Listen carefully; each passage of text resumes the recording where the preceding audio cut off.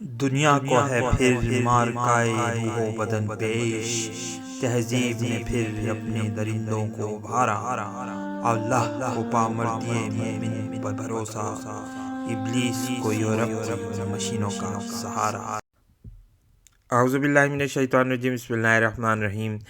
Royal U T V کی طرف سے السلام علیکم۔ آج کی ویڈیو میں ہم بحیرہ اسود کی آخر الزماں میں کیا اہمیت بنتی ہے، اس موضوع پر تھوڑی سی بات کریں گے۔ اس وقت بحیرہ اسود میں ہونے والے واقعات کس طریقے سے آخر الزماں کے واقعات پر اثر انداز ہوں گے، اس پر بات ہوگی۔ آپ لوگوں سے گزارش ہے کہ ہمارے چینل کو سبسکرائب کرنے کے ساتھ ساتھ بیل آئیکن کے بٹن کو بھی ہٹ کریں، ساتھ ہی ساتھ ویڈیو کو لائک یا ڈس لائک کرنا مت بھولیں۔ بات کرتے ہیں روس کی، جہاں اس وقت بحیرہ اسود میں بڑے بڑے واقعات نمودار ہو رہے ہیں، اور محسوس یہ ہوتا ہے کہ سورہ کہف میں بحیرہ اسود کا جو ذکر ہوا وہ انتہائی اہمیت کا حامل ہے۔ اس وقت صدر پیوٹن نے یہ بیان دیا کہ پچھلے دنوں جب ایک برٹش جہاز نے روسی پانیوں کے حدود کی خلاف ورزی کری تھی تو اس وقت یہ بہت حد تک ممکن تھا کہ اس جہاز کو غرق کر دیا جاتا، لیکن روس نے ایسا نہیں کیا۔ ساتھ ساتھ انہوں نے یہ بھی کہا کہ اگر ہم اس کو غرق بھی کر دیتے تو تیسری عالمی جنگ کے کوئی امکانات موجود نہیں تھے۔ گو کہ صدر پیوٹن کا یہ بیان اپنے آپ کو مطمئن کرنے کا ایک انداز ہو سکتا ہے، لیکن حالات انتہائی کشیدہ نظر آتے ہیں۔ اس کے اگلے ہی دن ایک نیدرلینڈز کے جہاز نے پھر ان پانیوں کے حدود کی خلاف ورزی کری، اور اس کو بھی باقاعدہ مانیٹر کیا گیا تھا، جہاز سے شاٹ فائر بھی کیے گئے تھے۔ تو محسوس یہ ہوتا ہے کہ اس وقت روس اور نیٹو میں انتہائی شدید کشیدگی پائی جاتی ہے، اور لگ یہ رہا ہے کہ جس طریقے سے روس کے خلاف یہ ممالک متحد ہو رہے ہیں تو ایک بڑی جنگ کا خدشہ بحیرہ اسود میں موجود ہے۔ آئیے بحیرہ اسود کے متعلق آپ کو بتاتے چلیں کہ یہ اس وقت یوریشیا میں ایک انتہائی بڑی جھیل کے طور پر ایک ایسا سمندر موجود ہے جس کا سورہ کہف میں بھی ذکر آیا ہے۔ ہم گوگل میپس کی طرف بھی جاتے ہیں اور آپ کو دکھاتے ہیں۔ آپ یہ دیکھ سکتے ہیں کہ بحیرہ اسود کے جو ممالک ہیں وہ مختلف کہلائے جاتے ہیں، جس میں ترکی، بلغاریہ، رومانیہ، مولدووا اور یوکرین جیسے ملک شامل ہیں، اور روس کا علاقہ بھی اس میں کچھ شامل ہوتا ہے۔ پچھلے دنوں جب کریمیا پر روس نے حملہ کر کے قبضہ کر لیا تھا تو یہ سیواسٹوپول کا علاقہ جو کریمین پیننسولا کہلاتا ہے، جزیرہ نما ہے، اس پر قبضہ ہو گیا تھا، اور یہیں اس علاقے کو روس اپنی ٹیریٹری تصور کرتا ہے۔ لیکن بہرحال نیٹو کا یہ موقف ہے کہ یہ علاقہ یوکرین کی حدود میں آتا ہے اور ہم ان حدود میں جا سکتے ہیں، لیکن پچھلے دنوں یہیں ایک برٹش جہاز نے ان پانیوں کے اندر گھس کر یہ روس کو بتانے کی کوشش کری تھی کہ تم یوکرین کے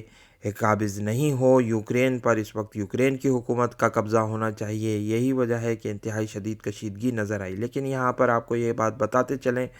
کہ ترکی نے ان نیٹو کے ممالک کی مدد کی ہے۔ اس وقت چونکہ باسفورس کی کینال جو ہے وہ ایک بین الاقوامی پانیوں کی حیثیت اختیار کرتی ہے، جو کہ ٹریٹی آف سیویرے میں یہ بات کہی گئی تھی کہ اس علاقے سے بین الاقوامی جہاز گزر سکیں گے۔ اس لیے روس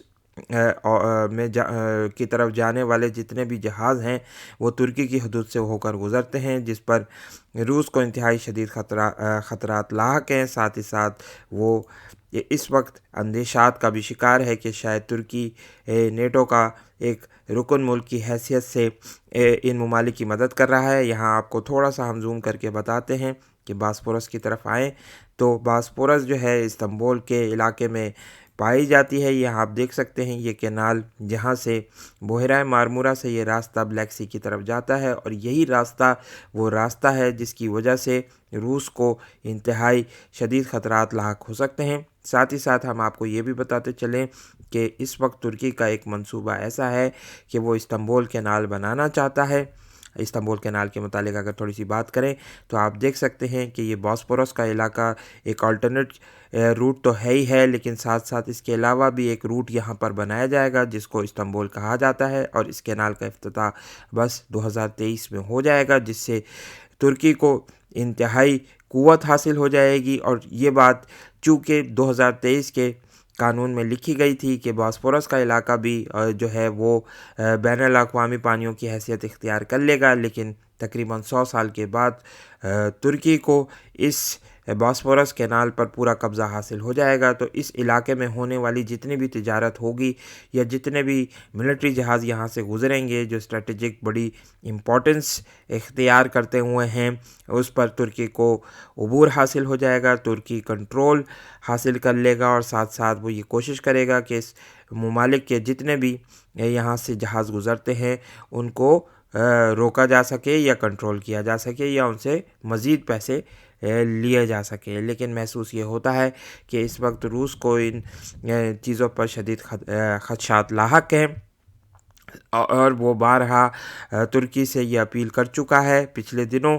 جب ایک امریکی جہاز یوکرین کے معاملے پر بحیرہ اسود میں داخل ہوا تھا تو انتہائی شدید احتجاج کیا گیا تھا ترکی سے، لیکن ترکی نے بہرحال اس احتجاج کو مسترد کر دیا تھا اور یہ بات کہی تھی کہ چونکہ ہم اس علاقے میں باسفورس پر کوئی کنٹرول نہیں رکھتے ہیں، اس لیے ہم کسی بھی طور پر نیٹو کے جہازوں کو، امریکہ کے جہازوں کو بحیرہ اسود میں داخل ہونے سے نہیں روک سکتے۔ اب تھوڑا سا اس کو زوم آؤٹ کر کے ہم دکھاتے ہیں، ساتھ ہی ساتھ آپ کو یہ بات بھی بتاتے چلیں کہ سورہ کہف میں حضرت ذوالقرنین کا جو ذکر آیا ہے وہاں پر بحیرہ اسود کا ہی ذکر آتا ہے۔ آیت نمبر 86 کو دیکھیں گے اور پڑھیں گے کہ اس میں کیا لکھا ہوا ہے۔ کوشش کرتے ہیں۔ حتی اذا بلغ مغرب الشمس وجدہا، تھوڑی سی آیت کو پڑھ لیں۔ تغرب فی عین حامیۃ ووجدا عندہا قوما قلنا یا ذا القرنین اما ان تعذب و اما ان تتخذ فیہم حسنا۔ اگر آیت کا ترجمہ کریں جیسا کہ مولانا مودودی نے اپنی تفہیم میں کیا ہے، حتیٰ کہ جب وہ غروب آفتاب کی حد تک پہنچ گیا تو اس نے سورج کو ایک کالے پانی میں ڈوبتے دیکھا، وہاں اسے ایک قوم ملی۔ ہم نے کہا ہے ذوالقرنین تجھے یہ مقترت بھی حاصل ہے کہ ان کو تکلیف پہنچائے اور یہ بھی کہ ان کے ساتھ نیک رویہ اختیار کرے۔ بہرحال سورہ کہف میں حضرت ذوالقرنین کے 3 سفروں کا ذکر ہے، جیسا کہ ہم نے اپنی پچھلی ویڈیوز میں بھی آپ کے سامنے بیان کیا ہے کہ وہ یقینی طور پر قفقاز کے علاقے سے گزرے تھے۔ سائرس دا گریٹ عمومی طور پر کہا جاتا ہے کہ یہ وہ عظیم بادشاہ سے جو تقریباً 560 قبل مسیح میں